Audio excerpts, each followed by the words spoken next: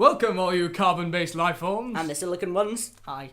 We are 2.5 Nerds, and we hope you'll be seeing a lot of us in the future. And you've joined us for our first video and a debate. That's Billy, he's one of the two nerds. I'm Archie, the second nerd, and this is Harvey. Hello. He's the half, if you haven't noticed already. Today we're going to look at the last generation of games. Yes, next gen is officially upon us, much to the horror of we 360 and PS3 owners. So we thought we should tell you what you missed out on and what you were lucky to miss. So, if you don't mind, I think I'll start us off with Mirror's Edge. If you're unaware of what Mirror's Edge is, if you've played Portal, it's similar to Portal. We'll get onto Portal later. But instead of firing lasers, you just basically have superpowers. You can wall run, you can climb on top of buildings, you can do whatever you want. And it was advertised as a sort of game where you could free run, which sounded amazing.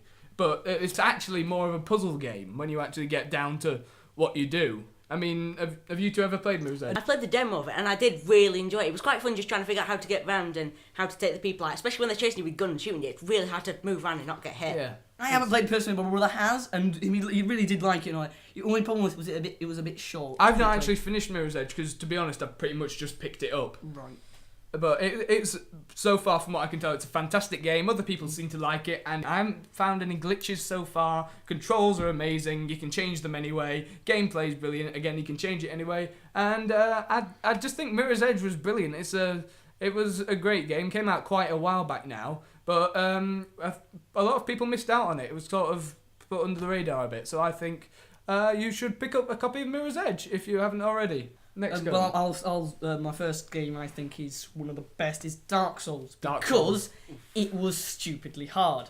I have had it for about a year now, maybe two, and I've only just got halfway, and I've started again anyway. But the thing is, when it first came out, it was not many people really played it. It was about like this year and last year that many people realised that it was a challenge for even the most amazing gamers. It's not only just because it's really hard, but it's the gameplay of it was really good. It was simple just because it was just you had block, an attack, dodge. That was it. That's all you had, and then you could like there was like some fancy things like backstabs and parries. But that's it. Then the main thing that it worked on was you took your time and looked at what you were doing. Some people think it's really too hard, and I disagree with that. Yeah. Personally, I've never played that. I've always wanted to because it's been a game you have always talked well about. Yeah. And I've always wanted to play because I wanted to see how hard it really is. Because although I know it's going to be really hard, and I'm awful at some games, it sounds like something I really want to try, and it sounds like something I really want to go. I've not actually played it. I've played bits of it, but not actually the whole game. But it looks fantastic. And it came out quite a while ago, didn't it? But the graphics are still beautiful. Another good thing is the company that made it thought that they put in so much effort into like the lore and the backstories of each character, each place, each item, everything, and it was really good. Next game. First game I want to talk about is one of my favourite games of all time, and I know you like it too as well, Harvey. It is such a good game, and this came out just this year. I think it was September, November, because it's set late in that year, isn't it? Technically last year, really, but you know. And this game is Batman Arkham Origins. Well, first of all, the best thing that I think all three of us love the most about it is obviously the combat. It's just attack, counter, and dodge. That's it. That's it. Yeah. But it's so much fun. And the way you can string all your different gadgets and move together, and it just looks perfect and brilliant. And you can actually get a real feel for it because you actually have to think about it. Because if you're going against different people, say you got someone with a shield, someone with a gun, someone with body armor, you've actually got to think about where you're moving and who you're hitting. You can't just mash the same button over and over again. Yeah, you can play as button masher, but it's so much fun. It's so harder. I know, you can just string different moves together. Also, the stealth. The stealth is brilliant. Yes, it's not the best stealth. There are games that have much better stealth, but it has brilliant stealth. It's such good stealth, which also is because of the gadgets and the detective vision, which is so much fun. If you don't know, detective vision is kind of like X-ray, which means you can see all the people around you where you are, and it just makes it so much easier and so much more fun to go around messing with people in Predator. My favourite thing to do about it is just wait till someone says something stupid and then take them out as they say something like, I bet he's nowhere around here, and then just punch them. Graphics of it are so good. The animation. Some of the little effects, because they have effects like the wind and the snow on your cape. Yeah. And some your games, breath. some games miss out on this. Yeah. They may have like beautiful like face animation, but they don't have the little things, like all the little things that make it just look like it's a real And your place. breath coming out. The breath. Yeah. One of our the favourite best. trilogies ever. The trilogy order is Arkham Asylum, Arkham City, and Arkham Origins. But if you want to play Arkham Origins first, Arkham Origins is set before Arkham Ooh, Asylum. I've got to say one thing about Arkham Origins. Go on. Another great thing about it is the online multiplayer. Because But it does look really good. You tried it quite early on because there weren't many people playing it and you haven't gotten I to it haven't yet. gotten to it yet. I played it and it is just so much fun just playing with people around the world because it randomly chooses who's Batman, who's Robin, and that's so much fun to play with. Even Robin, you don't have to say. It doesn't matter if you whatever you are in the single player, it completely restarts on the multiplayer, and you can completely change all the aspects about your people you play as Joker or Bane, and the actual shooting and all that kind of stuff is actually really good. I mean, I've played some first-person shooters that don't have this much fun shooting. I think we should move on. Next game. One of the best games of this generation came out quite recently, and that's the Rocksmith series. I mean, if you're unfamiliar with Rocksmith, it is similar to Guitar Hero, but you plug in a real guitar into your Xbox, PS3, whatever, and it teaches you to play songs, but it levels you up slowly. So it is a very good way to learn guitar. So it starts off with like low, slow songs, Yeah, and you get it's- into the and- really, really hard, And even fast so, ones. in the middle of the songs, it'll level you up based on how good you did on a bit. So it's a fantastic way to learn guitar, and it's how I learned guitar to how I do it now. I mean, I'll be honest, again, I picked up Rocksmith quite recently. I've only been playing guitar for a couple of months, something like that. But it's fantastic, is Rocksmith. If you've got a guitar or can find a cheap guitar, I would get Rocksmith. It's a fantastic way to learn guitar, and it's a decent music game. I mean, decent music games are weird because some Guitar Heroes are okay, but they've got no songs you know on them. Rock bands are good for songs you know on them, but aren't as good in terms of gameplay. But if you have like a group of people and you just want to muck about for a bit and Yeah. see Yeah. the stupidity. I mean, Like when like we went all and played Fire. Fire on Lego Rock Band by Jimi Hendrix Yeah, Experience. and the guitarist was singing, and the guy who sung was, well, Harvey was Yeah, playing I was guitar, Smith. and I was playing bass. Neither of these were our strong points. No, it except was, for him. but it was funny. It was just funny to be there. And Guitar Hero is a good experience. The only thing with Rock Band is if it's multiplayer, it's only 2 people, and you've got to have 2 guitars and 2 of the cables that plug into it that come with the game. And if you don't have the cable, I think it's £30 each, something like that. If you watch it from America, that's about $60, something like that. I'm being a bit ambitious there, aren't I? Yeah. I don't know. It's probably like about $2 with Yeah. British. We But don't know. it'll be $100 million eventually know. because your currency is weak. Your currency. How do we get onto this from Rocksmith? Not a clue. Should we Have we move just on? threatened the Americans by going, your currency is weak? Well, first, let you me. are pathetic. If you've missed out on Rocksmith, some of the amazing songs available on it are Sweet Home Alabama, Leonard Skinner, fantastic song. Take Me Out, Franz Ferdinand. Bear in mind, it teaches you how to play all these. The new Rocksmith has some Arctic Monkeys on it, I believe. Oh. I think Are You Mine? Ooh, good song like that. Yeah, brilliant. Walk This Way, Aerosmith. Ooh, good song. Some fantastic songs on Rocksmith. And I think you should just pick it up. If you have a guitar or have access to a guitar, pick up a copy of Rocksmith. First one first, and then get the second one, which I believe is called Rocksmith 2014. Because what you can do with the first Rocksmith is transfer the first Rocksmith songs to the Rocksmith 2014 disc if you pay something like £6 on a DLC. Which is pretty good. Okay. One of my favourite games is Devil May Cry, the new one, with DMC Devil May Cry for some reason. I don't know why. But it's came out, I think, halfway through the year. Was it halfway? It was, I think, yeah, somewhere like maybe halfway. This is quarter turning of the year. into quite recent things. Yeah, and it was. So many people had complaints about it because they changed the main character Dante. They said they changed the colour of his hair, the way he looks. But it's a prequel. It's a remake of. It's like the restarting the story, the characters, everything.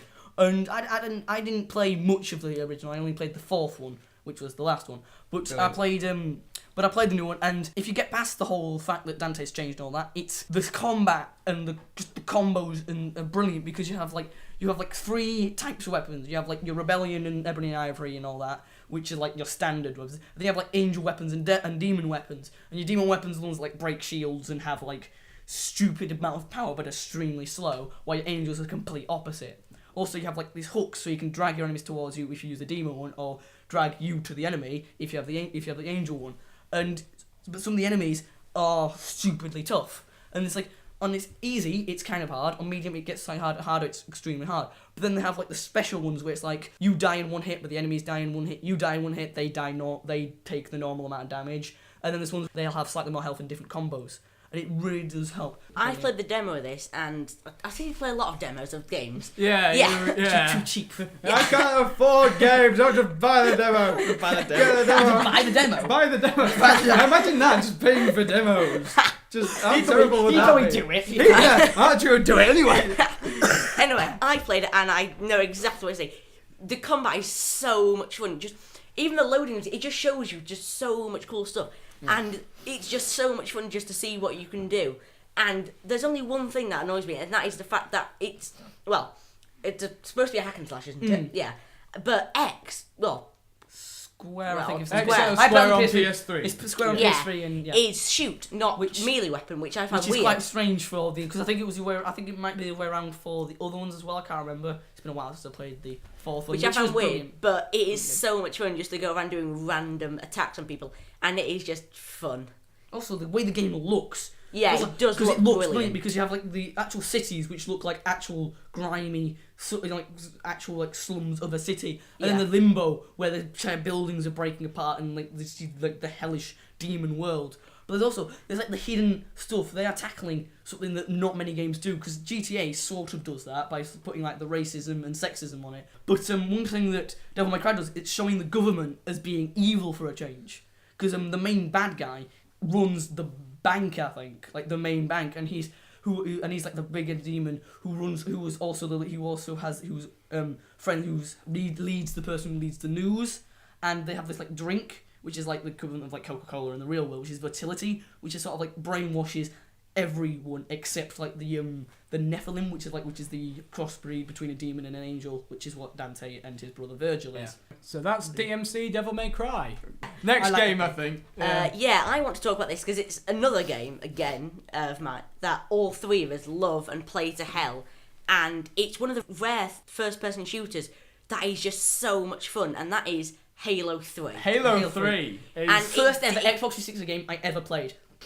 When did it come out? It came out quite a while ago. Came out 2008, 7-ish, something like that. It was one of the first Xbox 360 games because I got it with the Xbox 360 for Christmas. It is such a fun game. Just the different weapons and the different ways you can use them, and it's just sometimes just the enemies. What they say is funny, especially the grunts. The grunts. The grunts are hilarious. On Legendary, everything becomes evil. Yes. Even the grunts. If you get attacked by 5 grunts at the same time, you can get stuck by 2, be brutally attacked by needlers by 3 other, and it's brilliant because it challenges you on easy. You feel like a god who's just blasted with it. On Legendary, you feel like you're being tested to the best of your ability. Yeah, if you're unaware, grunts are the Goombas of Halo. They're the little guys. That's a good way to explain them. Yeah. They're the guys you chuck in and hope for the best. Yeah. And fail miserably. And then there's also elites, which are like the ones which are annoying as hell because you have like standard elites, which aren't actually, but they're like the little groups of grunts.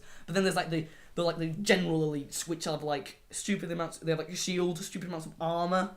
They carry like fuel rod cannons, which are like rocket launchers and stuff, which just destroy you in like 3 hits. And they kind of sound like this. Whoop, whoop, whoop. That's an octopus. That's Dr. Zoidberg eating. Okay, but yeah. There's also a lot of sports-based online modes. There's a game called Griffball, which is like Spartan rugby. Yeah, it's rugby. You grab a ball, you're being brutally murdered by the other team. Also, if you're American and don't know what rugby is, it's like American football, but with less armour. That's what rugby is. But in Griffball, you hit each other with gravity hammers, which is a weapon in Halo where it's insta-kill. If it hits you, insta-kill or launches you. And it's a sledgehammer, but when you hit it down, gravity just flies out the window. It goes wibbly wobbly and you die basically. Yeah. What else? Also, some of the jokes and Easter eggs they have in Halo 3, because there's like this caveman group of cavemen who just sit there is an Easter egg.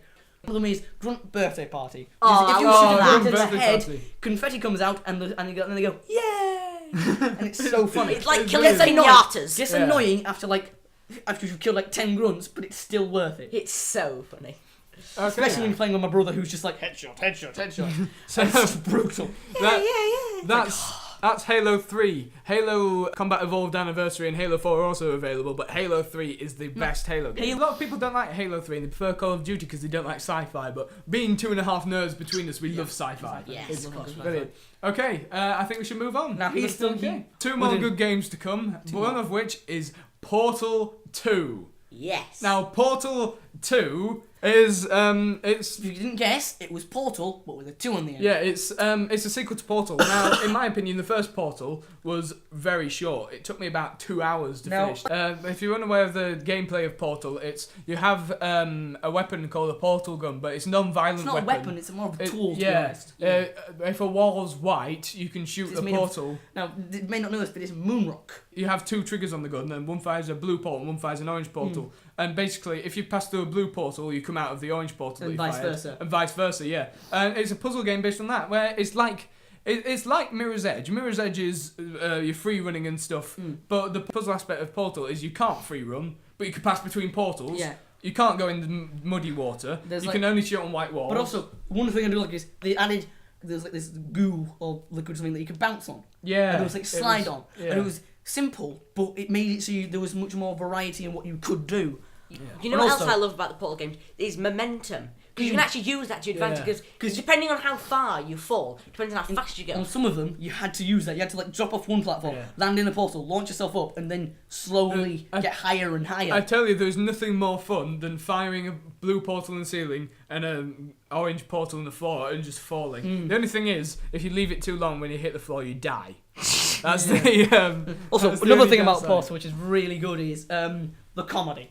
Because there's the main enemy thing, because it's part of the enemy in Portal 2, is GLaDOS, who is just the most sarcastic and just insulting AI you will ever meet. Of course, because she says you are adopted. She says that your parents don't love you, and calls and just insults the hell out of you. And then mild spoilers for the middle of Portal 2. Wheatley, who is a core, voiced by Stephen Merchant, which is of course hilarious, does become the AI, who's even more sarcastic. But he's an idiot. Yeah, he's an like, idiot as I well. will destroy you. And then ends up trying to destroy you with I think he tries to squish you with some platforms that then break. Yeah. Or something like that. Sometimes he'll look like, oh, hang on a minute, this might hurt me. It's like, wait a second, damn it. And he's an idiot.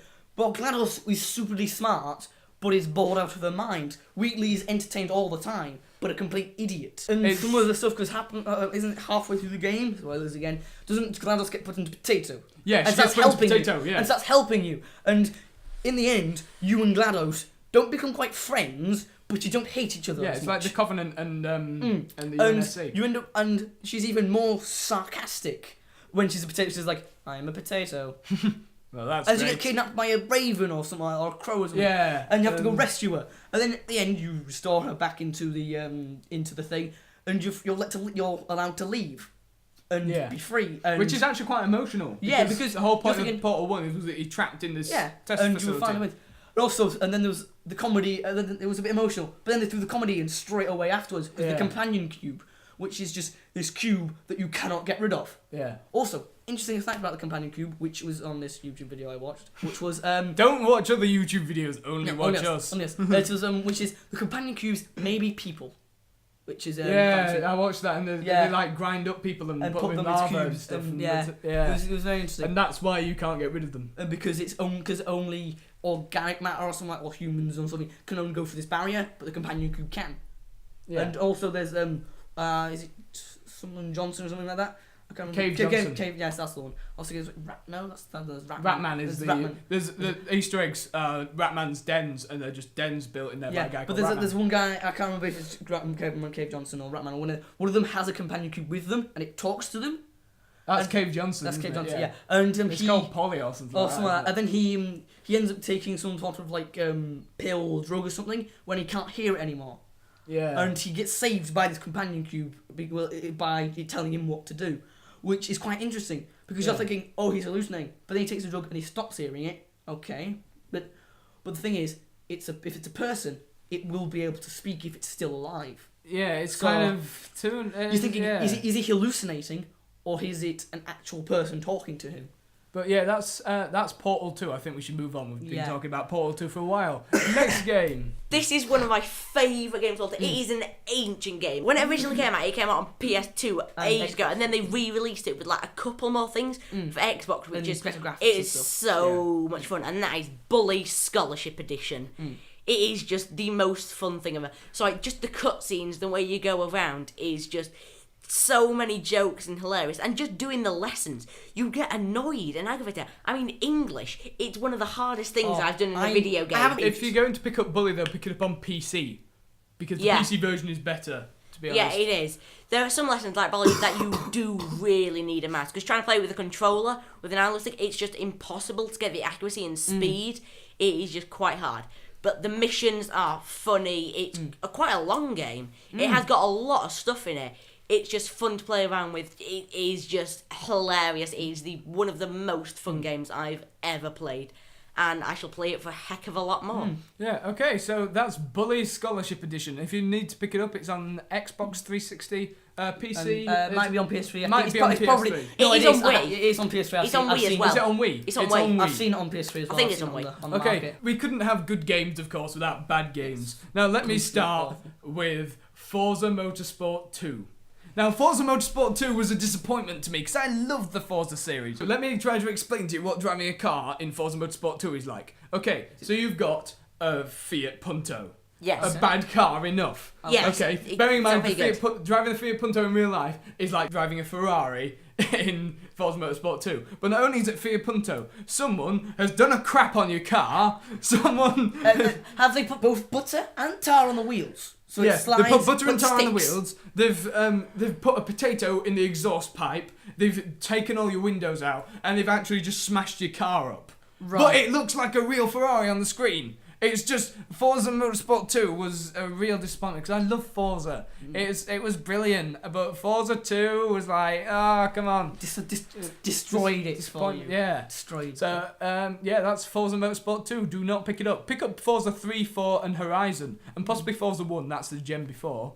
But the Forza series is good, apart from Forza 2. Now, Moving on. I'm going to start about the worst game in existence, which is Fable 3. No! Because it's okay as a game on its own. It was okay, it was a bit short, very short in my opinion. Yeah, it was especially compared to the first two. It was the first two was extremely short.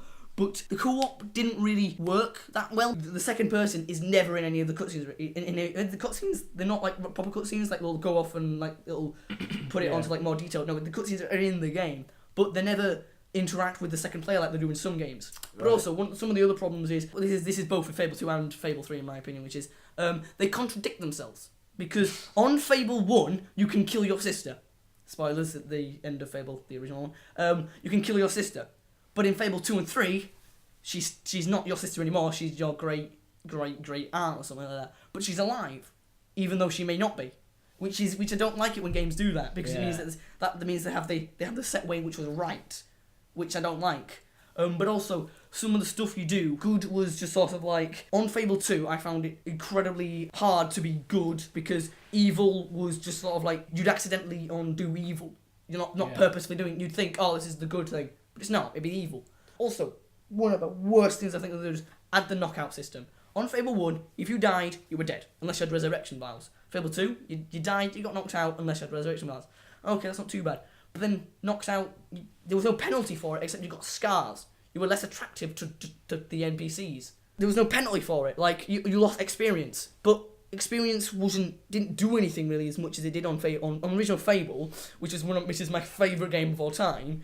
Experience, you got loads of it. By the end of it, it was barely meant anything. But there was so much to do with it. Even though on strength and skill there was like 3 options. Yeah. But it gave you so much opportunity. But then on Fable 2 and 3, they just got rid of that. They had it so it was like you had to level up the skill like 3 times and then you got an ability. That's why I don't like it. That's Fable 3. That's gone on for a while. Yes, I hate the game. Don't pick it up. Ever. Archie, next game. Okay, now I want to talk about something a little controversial. A little? We know what's coming. A little bit would be saying the Big Bang was a tiny event. Yeah, saying that this game was a little controversial is saying the Big Bang was a little event. We know what's coming, but go on, we'll let you speak. This game I want to talk about is GTA 5, Grand Theft Auto. I haven't played it. I haven't played any of These two haven't played it. I can see exactly why hundreds and thousands and millions of people love it. It could be quite good, but actually, when I say quite a few, there's a lot of things I don't like about it. Such as, first of all, the aiming with guns. It is 1 pixel big. No matter how big a TV... It's always the dot, isn't it? It's annoying. Yeah, I noticed that one quite a bit. Like, I haven't played on myself, but I've on seen Halo, it. it's like a big ring. You're like, Big reticle. Yeah, It's a a reticle. big ring with It's then... the Yeah, two yeah, they're names. really nice. Why With that? GTA, it's like 1 pixel big. And no matter how big a screen you have, whether on your PC, whether you're like 1 millimetre away, it is impossible to see where you're shooting. You cannot just go, blind fire. Yeah. Nothing at all. Driving cars, I thought, oh, it's GTA. In the title, it has auto. You kind of think you're going to drive cars a lot. Yeah. You do. You drive cars a lot. And it's not as nice to drive as I thought it was. One thing I have to say, though, although driving cars is awful, driving bikes is one of the nicest things about it. It's probably the nicest thing about the game. It is just so nice to drive a bike in that. If you ever see a bike and you have nothing to do, just get the bike. No matter Steal bikes, advice for life. There you go. no matter what you're doing in the game, just get a bike. It's nice. It's just nice. What if you're robbing a bank? It's like you're robbing a bank. Ooh, a bike. Rob a bike instead. Okay. It's probably easier. Probably make more money off it, actually. Yeah. So that's GTA 5. Don't pick it up. Right, I'm going to finish off with the worst game ever made, in my opinion. Bearing in mind, this is all opinions. My opinion. The Opinion. The worst game ever made is Hybrid. Now, if you're unfamiliar with Hybrid, which a lot of people are, nobody picked it up pretty much. Yeah. I haven't really heard of it. No, Never heard it's of it. I think I may have heard of it. But yeah, it's a third-person shooter, but it's entirely online.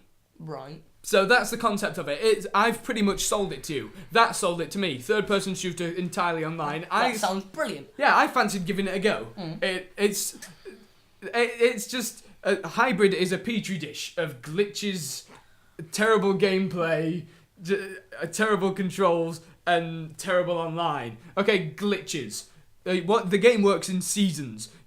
It's seasons or something like that, and you choose one team or the other. But once you choose one team, you can never go back. That's one annoying bit. But when you choose the seasons go along, and basically you have a world map, and different people take over different bits of the world map. The people who take over the most bits of the world map, by the time the season's over, wins. Now you get an achievement for completing a season. As soon as I booted up the game, I got that achievement. And I thought, oh, maybe a season's just ended, and I've just picked it up. It was halfway through the season. The season was almost finished. I just thought, well, that's just stupid. So that's the glitchy side of it. Awful controls. It's just you can't move around. Do you fire a pebble gun? No, you fight. The guns are good. The gun's good. Yeah, but is the movement slow, sluggish? You can't move. You literally can't move. You can. There's walls. You can jump over the walls and cover over the walls, and then there's different platforms. Yeah. You can use your jetpack to get across to that. But that's it in terms of movement. That's it.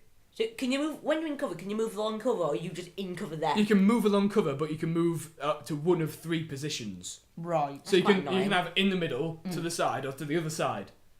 A Hybrid is terrible. That's gameplay and controls really in one. Online, first of all, no one's ever online. For reasons we have just explained. Yes, for the reason we've just explained. Probably also because no one's picked it up. It's not many people have heard of it. I picked it up, but I shouldn't have done. But nobody's online, and when you do play it, it's just I got into an online game once. It's terrible because the actual tutorial is more fun. The tutorial is there's loads of soldiers and you've got to shoot them down, and they've got droids and stuff, and you shoot them down. It's good. But the online is usually when you play it, because there's so little people, there's 2 people, you can't find each other, and then you summon droids by getting points by killing, but you can't summon droids because you haven't killed anyone. The tutorial is more fun to play. I will play that game if I'm bored, just to go on the tutorial again. It's a solely online only game, and you have to download it. It's an Xbox Live Arcade, and I think it's on PSN. But so it's £10, but you can't get refunds because you download it. So I wasted £10 on Hybrid. So that's Hybrid. Don't pick it up. Yeah. Next game. One of the worst games I've ever played. Not the worst. That's Fable 3. But one of the worst games was Resistance 2. Resistance 2. Because there was first Resistance Fall of Man was brilliant because it was different. It wasn't quite sci-fi like Halo and stuff. Yeah. but it wasn't quite realistic like Call of Duty was, because it was set in World War II. I think it was at the end of World War II, and then there's like this species of thing that you thought were aliens, but they're not. They were these things that have lived here for ages. They've just been dormant. So it's like Pacific Rim then. Yeah, but no, this came out like the first ever PS3 and PS3 games. This was only on PS3 though. Because it was a Sony only company, and it was really good, the first one, because it was like, you get to use like World War II guns, like the M something or other carbine, which was good, which I think was an actual gun, and you were a one-man army. You were literally that. It was you versus the entire Chimera. That's what they were called, the Chimera. But like in Halo, it's just Master Chief versus the entire Covenant. But the thing is, Master Chief, the thing that Call of Duty and Halo had was you could only have 2 guns at a time. Resistance, you could have a rocket launcher, a sniper rifle, a shotgun, every gun you carried on your body. It was stupidly unrealistic, but it didn't matter. It was awesome because you were a one-man army. But Resistance 2, it was halfway through the war, and they made it so you can only have 2 guns at a time, so you were no longer a one-man army. You were just a soldier, and also, but then there's actually the best part, which they did brilliantly, was the cooperative online. Cooperative online was brilliant, but then the story was terrible because the story wasn't as good. The only good thing about it was the cooperative and the graphics. The graphics were extremely good, especially for the time, because it was quite recent, not like most recent like Resistance and Halo and all that, but it was quite good graphics wise. And Resistance 3 had very good graphics as well, because the Chimera didn't look like humans who were slightly different. They looked human-like in like the way they shaped the body and all that, but they made them look different enough that we thought that they weren't us, if you know what I mean. Yeah. Which is really good. But that's it. That's it for Resistance 2. Resistance 3 and 1, brilliant. Resistance 2, terrible. So that's Resistance 2. Don't pick it up. Finally, our final bad game. It's the final bad game. This is a game that it's also from another popular series, and quite a few people like the other games, but this one, there's quite a few big problems with it. The game is Metal Gear Rising Revengeance. Oh, yeah. Now, can I say one thing? This is something really, really stereotypical, but Japanese games, in my opinion, are the best. Because Dark Souls, Metal Gear Solid... they do really good fighting games. Also, the graphics. It does look really good. It has got some good graphics. What other good things can I say about it? Not much. This is the worst game section. Yeah. Okay, on to the bad things, because that can just wrap it off nicely. Yeah. The biggest problem I have with this game is simply the basics. The controls don't work. And when I say don't work is, I mean, the tutorial kind of tells you some things, but not really. So halfway through when you're trying to figure out how to do something, you think, I need to do this thing. Let's look at the controls in the pause menu. You go to controls. You don't know what the controls are. Left stick, move. Right stick, camera. Start, pause. That's it. Yeah, there's like loads of special combos and stuff you need to do to defeat enemies. Another basic thing. This is a combat game. I think it's another hack and slash. Like the Devil May Cry, it's a hack and slash. Yeah, combo. it's a hack and slash Brilliant. combat thing. The main weapon, sword. Well, that's the only weapon, sword. Yeah. You have to, but thing is though, you're fighting these massive monsters sometimes, massive robots. Metal Gears. Metal Gears, it's Metal Gear Rising. That's what it is. Metal Gears. Massive Metal Gears. Yeah. But when you're fighting them, they do some pretty big attacks. They hurt you quite a lot. The other thing is though, there's no block. There is no such thing as block. There is no such thing as counter. There is no such thing as evade. It's impossible to actually fight anyone properly because it is impossible just to do something without then just going, I can't block. Because in some games, the best thing you have to do is just either jump out of the way or block. Or in Batman, counter. Yeah, that's one of the best things about the Batman Arkham series. Just counter. The counter and the whole combat. It was brilliant. And that's what this game is missing out. It doesn't have the good combat. It just doesn't have the good combat and I don't think it does much things right, and I haven't actually got that far in it because it is really hard to play because the combat just doesn't work. So that's Metal Gear Revengeance. Don't pick it up. Thank you very much for watching, you carbon-based life forms. And the silicon ones. And we'll see you next time. Bye.